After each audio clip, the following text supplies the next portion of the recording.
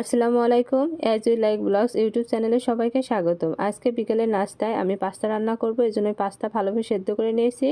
আর এখন আমি তেলের ভিতরে পেঁয়াজ, রসুন, কাঁচা ঝাল এবং টমেটো দিয়ে ভালোভাবে নাড়াচাড়া করে নেব। আর এখানে আমি হালকা একটু টমেটো সস দিয়ে নিচ্ছি। আর আজকের পাস্তা আমি রান্না করব গরুর মাংসের কিমা দিয়ে। এখন আমি গরুর মাংসের কিমা দিয়ে দিব এবং ভালোভাবে সিদ্ধ করে রান্না করব। এই পর্যায়ে আমি ভালোভাবে কষিয়ে নিচ্ছি। আর এখানে আমি একটু হালকা জিরা এবং ধনিয়া গুঁড়া অ্যাড করেছি আর পরিমাণ মতো লবণ। আপনি ইচ্ছা করলে ধনিয়া এবং জিরা দিতেও পারেন, আবার নাও দিতে পারেন।